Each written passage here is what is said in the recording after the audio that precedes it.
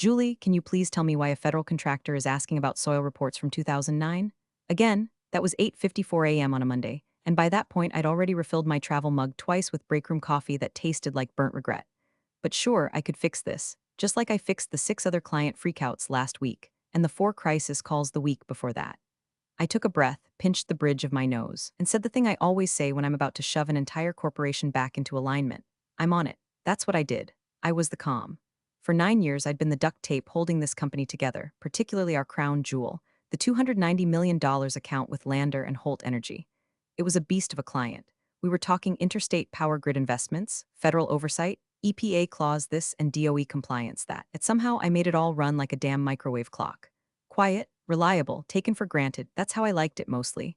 I didn't need applause. I didn't need my name on plaques or fancy LinkedIn buzzwords. I just wanted my work respected. Which, spoiler alert, it wasn't. Not anymore. Now would be a good time to say, if you've ever been the person who keeps the chaos from tipping into catastrophe, who makes the whole circus look effortless while everyone else gets promoted for juggling one flaming pin hit that like button and maybe subscribe. I mean, 90% of you beautiful people never do, and it really does help the crew behind these stories. Plus, if I have to relive this train wreck, you might as well hear the ending. Anyway, back to Monday. I just managed to calm our Lander and Holt rep. Nadine, a woman who once threatened to sue over a typo in a PowerPoint footer, and was drafting a recovery email when she walked in. Hey, Jules, said Madison, the CEO's daughter, recently self-declared EVP of strategy, even though her last strategy involved posting inspirational quotes over stock photos of cornfields on our corporate Instagram.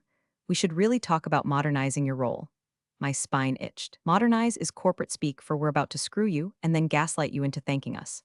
Madison had started floating around the exec floor like a perfume ad with no scent, pretty, overhyped, and absolutely useless. I'd kept my distance. I'd survived 5 leadership changes, 1 merger, 2 budget freezes, and 1 CFO who tried to hit on me using Excel metaphors. I wasn't scared of her. But Madison, she had that dangerous blend of ignorance and power that always precedes disaster. She'd been promoted not because she'd earned it, but because the CEO couldn't say no to Sunday brunch with his only daughter. Now she was sniffing around my clients, sitting in meetings uninvited, interrupting with ideas like, what if we rebrand the compliance team as the client happiness unit? The first time she tried to muscle in on my Lander and Holt account, she asked Nadine if the power plants came with free car washes. I wish I were kidding. Nadine had blinked once slowly and asked to be rescheduled. I smoothed it over, again. So when Madison hovered by my desk that Monday, sipping her matcha and wearing a blazer like it was a costume, I knew what was coming. And I smiled like I didn't. I think we can optimize this process, she chirped, tapping my contract tracker like it offended her. You do a lot of hands-on communication, but have you considered automating that? With what? I asked. A Google form? She beamed. Exactly. Somewhere, deep in the bowels of our client's operations hub, a nuclear compliance officer probably felt a disturbance in the force. But I nodded, took my notes, smiled like she'd invented gravity. Because that's what you do when someone with a famous last name is determined to step over your body to climb the corporate ladder. The rest of the week blurred into the usual scramble. The client flagged a vendor discrepancy. I unraveled it. They panicked about a missing invoice clause. I located the time-stamped amendment, because of course I'd kept it. Madison? She disappeared into back-to-back visioning workshops with the marketing intern she kept calling her right hand. By Thursday, I'd slept maybe 9 hours total. But we got the project approval signed, the compliance report submitted, and the client sent a thank you email directly to me. A real, honest-to-God thank you. At 4:52 p.m., I was still glowing from that when my calendar pinged. Meeting, 5 o'clock p.m., HR room 4B. No sender, no subject, just that. And in that moment, my whole body went cold. See, when you work long enough in any office, your instincts sharpen. You can smell layoffs like a thunderstorm coming. But this was something else. I felt it in my stomach before I even left my desk. The air got heavy. My badge strap felt too tight. I grabbed my folder, the one I always carried for client-facing meetings, just in case, and walked down that beige hallway like a woman walking into her own funeral. I didn't know it yet, but the girl who stepped into room 4B wasn't coming back. Madison was already seated when I walked into room 4B, like a queen awaiting tribute. HR manager, Carla, poor thing, sat beside her like someone trapped between a live grenade and a toddler holding a lit match. Madison didn't even glance up from her phone until I shut the door behind me. Julie, she said, all breathy authority, thanks for coming on such short notice. I said nothing, just sat down. You learn, after years of being the adult in every room, that silence can be a scalpel. Let them talk. Let them make the first incision. Madison cleared her throat and laced her fingers like she was posing for a stock photo of empowered leadership. So she began, this isn't easy. But after careful review of departmental synergies and strategic redundancy, she glanced at Carla like she wanted applause for using a grown-up word. We've decided your role is no longer aligned with our forward-facing initiatives. Translation, you're done. Now get out before I chip a nail on your legacy. I looked at Carla. Her eyes darted away. HR, the corporate guilt sponge. Madison went on, chirpy as a Roomba trapped in a closet. We appreciate everything you've done, but we're streamlining account oversight to create a more agile structure. I didn't blink. You're firing me. A pause, just long enough to let her discomfort crack the air. It's not about you, per se, Madison said, smiling like she just invented empathy. We'll be handling the clients ourselves now. And there it was. Moment, the knife dressed as progress. I glanced at Carla again. Her lips were pressed into a line so thin it could have sliced paper. She slid a manila envelope across the table. Severance package. NDA clause likely bolded. Same old script. Do you have any questions? Madison asked, already tapping at her phone again. We're giving you until end of day to pack up. The clock on the wall said 5:07 p.m. I opened the envelope, scanned it, then I laughed. Not loud, not bitter, just a quiet, almost amused puff of breath. The kind that says, oh honey, you just threw a match into a puddle you thought was water. No questions, I said. I stood up, straightened my blazer, slid the envelope back across the table like a receipt for a meal I didn't order, and then I walked out. I didn't cry, didn't scream, didn't make a scene, which honestly probably disappointed Madison. The quiet ones always do. Expect you to implode. They want your fury to validate their decision. But I wasn't giving her that. Instead, I walked to my desk, my corner desk, thank you very much, with a view of the skyline I'd earned through late nights, weekend calls, and more client resuscitations than I could count. My nameplate still shone from the day I polished it after the last quarterly report. I sat down, logged in. No file deletions, no angry farewell emails, no dramatic exits. Just one folder left open, client contracts, active plus renewals, clearly labeled, clearly timestamped, clearly untouched. I closed the rest. Then I took the flash drive out of my purse, slid it in, copied one file, not for revenge, for protocol. I shut down my computer, took my framed photo of mom from the desk. She always said, don't let pretty people in pretty shoes take your dignity, baby, and tucked it into my tote. Left the pens, left the mug, left everything else. On my way out, I passed Madison in the hallway, laughing with someone from finance. She didn't even notice me. Perfect, because what comes next, she never saw coming. Outside, the sky was the color of old nickel, heavy electric. The air felt like the moment before a thunderstorm breaks. I stood there a second longer than I needed to. Then I walked away, silent and smiling. Not because I was okay, not yet. Because I knew one thing she didn't. That contract? Still active. And she'd just walked into a legal buzzsaw in designer heels. By the time I got home, I'd peeled off my blazer and the betrayal both. The dog didn't even look up from the couch when I walked in, which felt weirdly fitting. 8 years of loyalty, and suddenly you're just another cent on the furniture. I dropped my tote on the kitchen counter and poured myself a glass of wine. Not a celebration. Not yet. Just ritual, the first step in reclaiming my evening from the mouth of chaos. Then I opened my laptop. Because see, I'm not the kind of woman who goes quietly. I'm the kind who reads contracts, all the contracts. The kind who remembers every dotted line, every conditional clause, every forgotten amendment filed on a random Tuesday after a client meltdown. The kind who doesn't just shake hands, I writes the memo after. And 6 months ago, after a multi-agency compliance audit nearly nuked the Lander and Holt account, I pushed through a renewal clause. One that named me personally, as the mandatory liaison of record for that client. It wasn't ego, it was continuity. Nadine, the client GC, had specifically requested it. We can't afford another shuffle. Put it in writing, so we did. Amendment 9C, Section 14C, tied to Contract 3B 290. Executed. Timestamped, signed, still active, still binding, and absolutely unequivocally violated the moment Madison chirped, we'll handle the clients ourselves. I didn't forward it out of spite. I forwarded it because it was my job, even if they just told me I didn't have one anymore. I opened Outlook, drafted the message. Short, clinical, no adjectives, no flair. Subject, continuity clause Lander and Holt contract 3B 290 body.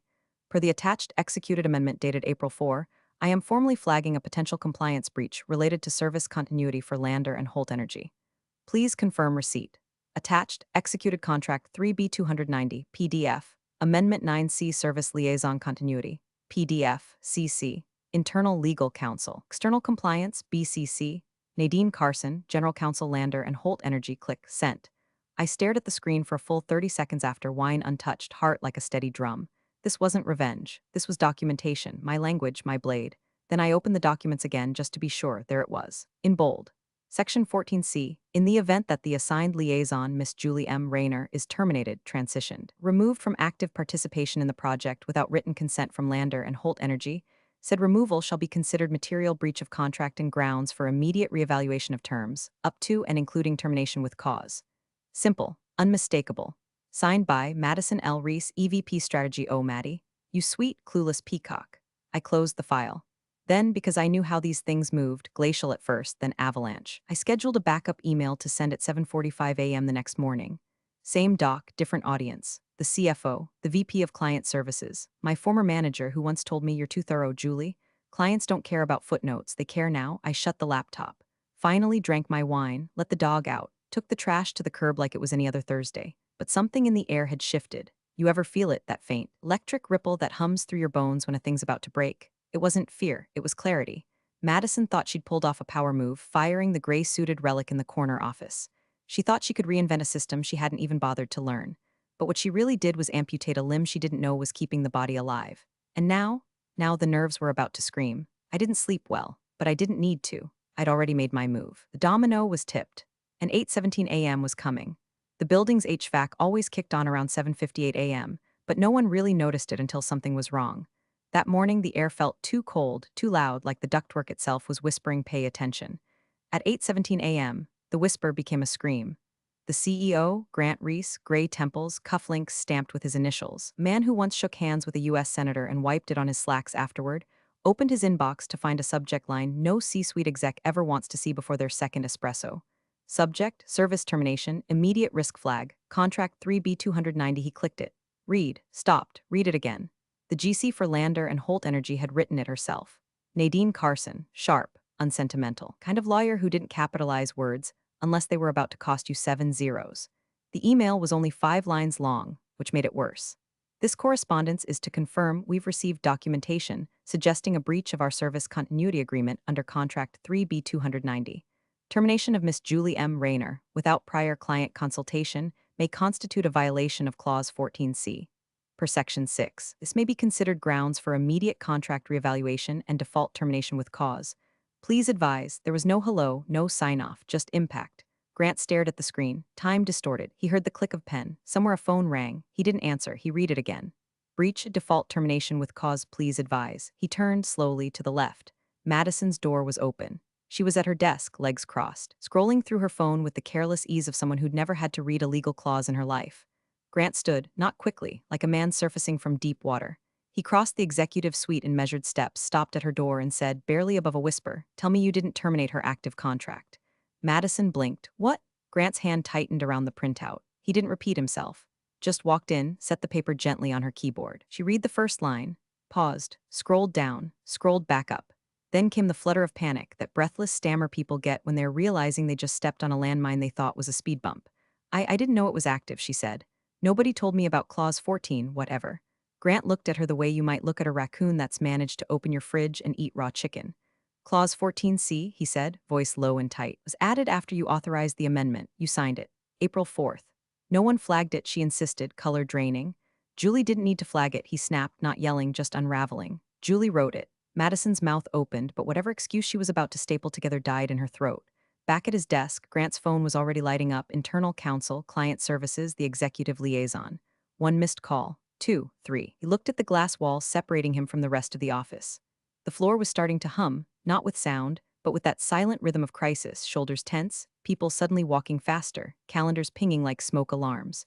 The CEO turned back to his daughter. "You don't get to streamline a $290 million account by firing the person named in the compliance clause." "I didn't fire her," Madison tried. "I realigned the department. She was under contract. So renegotiate?" She BCC'd the client's GC on her exit email, Grant said. "There's no renegotiating that." Madison's face hardened. She went for offense, as always. "Well, maybe if your company wasn't so reliant on one person." Grant's voice cut through her like ice water. "If your last name weren't mine, you'd be updating our Twitter bio right now." And just like that, the silence thickened. In legal, someone dropped a binder. A junior analyst in client services knocked over their coffee trying to pull up the contract log. The weekly operations huddle got postponed without explanation. Grant sat down at his desk again, head in hands, the document still open on his screen. Clause 14C staring back at him like a dare. And somewhere out in the city, Julie Rayner sipped her coffee and watched the sky turn pink above the skyline. She knew. The first domino had fallen, and there were 8 more lined up behind it. By 10:02 a.m., it was no longer a whisper, it was a scramble. The legal team tore through document archives like a kitchen staff after a cockroach sighting. Pages flipping, folders opening, emails being searched by date, sender, attachment size, anything to prove there was a plan B. There wasn't. There was no alternate liaison filed with Lander and Holt, no formal transition memo, no delegated authority note, no email stating who would step in for me. In fact, the only thing filed after my termination was Madison's HR memo, where she proudly declared, in disturbingly breezy language, Julie Rayner has exited the organization as part of our restructuring initiative. Her duties will be absorbed by the strategy team until further notice. That line, absorbed by the strategy team, it read like a high school group project excuse, as if Nadine Carson, whose calendar was stacked with federal regulators and seven-figure audits, was going to accept a baton passed to a 27-year-old with a minor in media psychology and a Canva addiction. By 10:38 a.m., client services had tried calling the Lander and Holt liaison 3 times. No answer. A fourth attempt went straight to voicemail. The email to Nadine bounced back a read receipt but no reply. No thanks for the update. No, we'll be in touch. Nothing. By 11:07 a.m., the weekly standing call was officially missed. It was a Thursday. That call had never been missed. Not during wildfires, not during a 3-day server blackout, not even the week Nadine's husband totaled their Prius and she took the call from the backseat of a tow truck. The silence was the loudest thing in the building. So Grant called a meeting. No calendar invites, no prep docs, just 4 names and a room number scrawled on the whiteboard. CEO, legal, finance, Madison. The walls of conference room 2C were glass, but the shades were pulled tight. Everyone passing by pretended not to notice. Inside, Grant paced. Legal opened with the facts, which came out clipped and cold like gunfire in a hallway. No successor liaison was designated. No client communication issued post-termination. No evidence of client consent prior to removal. No transition grace period enacted. Every time someone said no, Madison's crossed arms got tighter. I don't see what the big deal is, she said finally, tone brittle. It's not like we fired Bay and Say. She was the named liaison, said Cheryl from finance, voice sharper than usual. That name was the compliance linchpin. Not just the role. But that's just semantics, right? Madison replied, reaching for her water bottle like hydration would protect her from consequence. We're the vendor. We decide the roles. No, said the internal counsel, adjusting her glasses with slow, exhausted precision. Not when the client mandates the personnel in a contract. That's not a suggestion. That's enforceable. Madison scoffed. Why didn't anyone flag this earlier? Grant stopped pacing. Everyone froze. You signed it, he said flatly. You were the executive sponsor on the amendment. Pushed for control of all client-facing ops, so Julie routed the final draft to you. You signed it, without reading it. I thought she handled all that legal stuff, Madison mumbled. She was the legal stuff, Cheryl muttered. No one laughed, not even a smirk. Grant turned to the wall, looked at nothing. Just stood there, hands on hips, trying to breathe through the rising swell of panic pressing against his ribs. I want a number, he said finally. What's the damage if they walk? Cheryl flipped her tablet around. One screen, one slide, no animations. Projected Q4 revenue loss, $61.2 contingency impact, loss of secondary accounts tied to L and H audit trail. Vendor rating downgrade, DCA red flag risk, deferred payments from federal subcontractors. A beat. Then, estimated time to recover 18 months. The silence that followed wasn't dead. It was undead. It crawled up the walls, slithered into the air vents, lived in every throat. Madison broke first. Okay, we just need to rebuild trust. I'll write a letter. I'll fly to their HQ, take them muffins or something. Do a presentation, make it human, transparent, warm. Cheryl looked up from her screen. Muffins, we can do a video, like meet the new team, style it like a docuseries, humanize it. Legal counsel actually blinked like she'd been slapped with a spreadsheet. Grant didn't say anything. He just picked up a pen, clicked it 3 times, and then snapped it in half without looking down. No one flinched, because they all knew what that meant. They didn't know the depth of the breach, not yet, but they all knew the tip of the iceberg had just gouged through the hull, and there was no lifeboat-labeled strategy team. The first time someone said it out loud was just a whisper in the elevator. Did she even have the authority to fire Julie? No one responded, but 3 people glanced sideways at each other, quick, darting looks like kids who just heard thunder on a cloudless day. It was Thursday afternoon, just past 2. Somewhere above them, in legal, a printer screeched out contract clauses like a funeral dirge. By 2:43 p.m., it wasn't just whispers. Operations had pulled the org chart. HR had double-checked the termination paperwork. Someone in compliance unearthed an internal memo from 6 months ago reaffirming that Julie's role wasn't just operational, it was protected.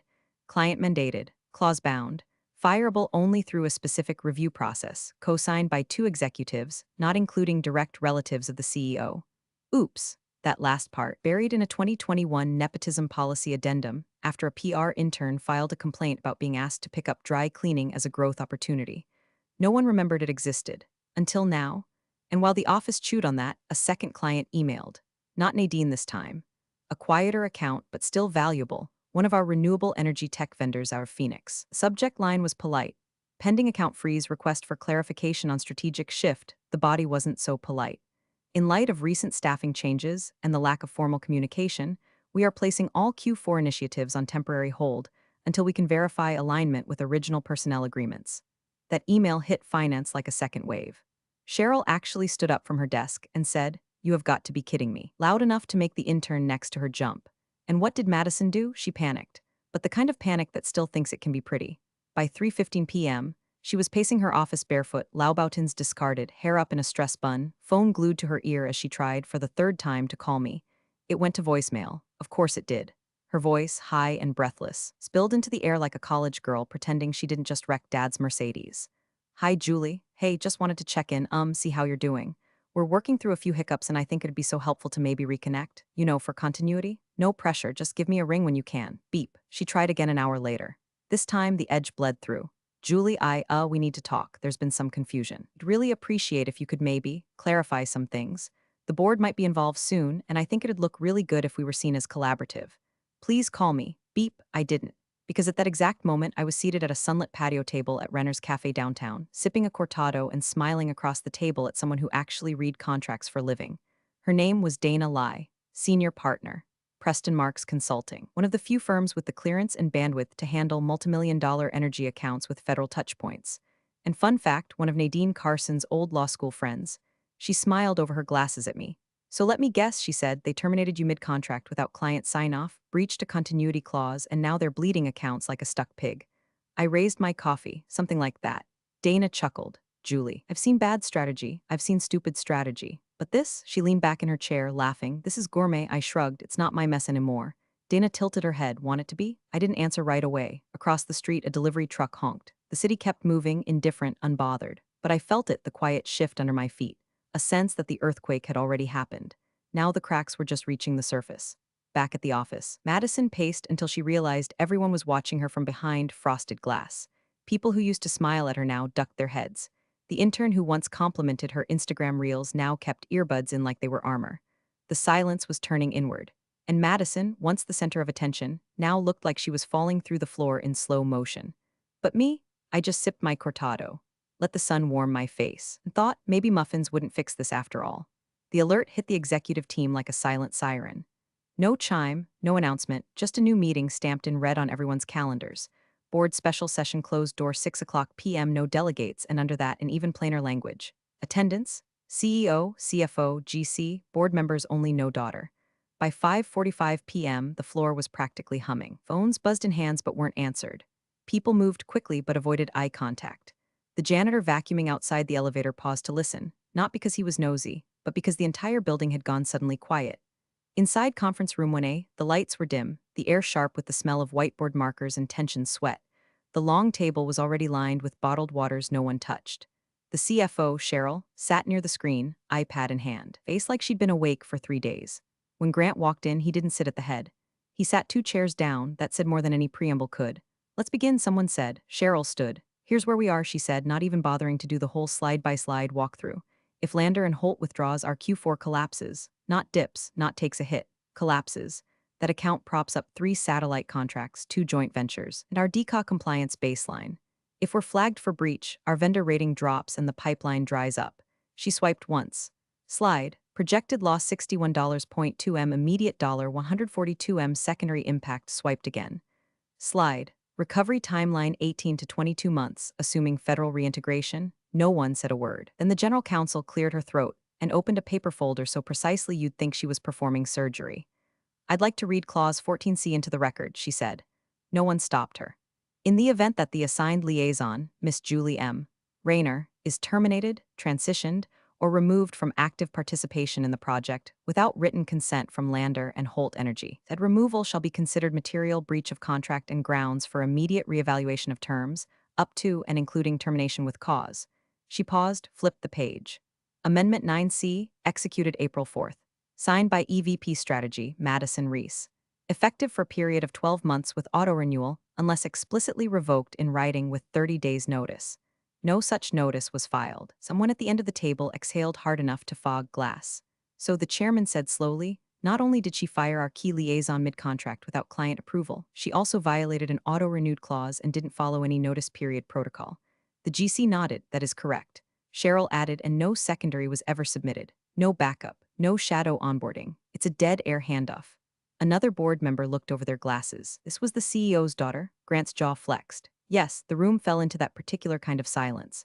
Not awkward, not confused, just radioactive. Then the chairman spoke again, and you signed off on her promotion into that role? I did, Grant said, against committee recommendation, a pause, then yes, and oversight protocols. Grant stared straight ahead. His voice was gravel. Yes, the GC folded her hands. Then you're also responsible for this breach. Mr. Reese, legally and operationally. That landed like a brick in a plate glass window.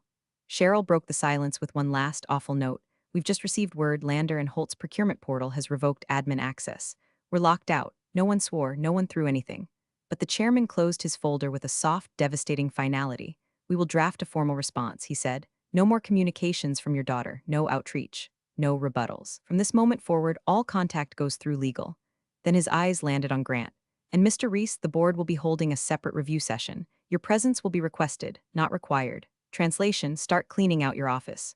Grant didn't flinch. He couldn't. He just sat there, bones turned to stone, heart ticking like a bomb someone else set, but he handed them the code. Outside the room, the hallway buzzed with questions no one was brave enough to ask. Inside, the CEO finally saw it, not the clause, not the freeze, not the projections. Julie, what she'd built, what he'd let be taken, what couldn't be replaced by bloodline or buzzwords. And somewhere, probably sipping tea by now, Julie already knew they weren't calling her back. They were circling the wreckage she left behind. The reply came at 7:12 a.m., Friday morning. No subject line, just a short preview that popped up across 6 inboxes at once. We will now be working through Miss Julie M. Rayner's. Cheryl saw it first. She didn't open it right away. She just stared at her screen for a full 10 seconds, index finger hovering over the mouse like she was touching a live wire. Then she clicked. The message was barely a sentence long. No warm-up, no pleasantries, no fluff. We will now be working through Miss Julie M. Rayner's independent consultancy. She understands our needs. All future correspondence should be directed to her firm. No threats, no lawsuit language, no official breach declaration, just decision.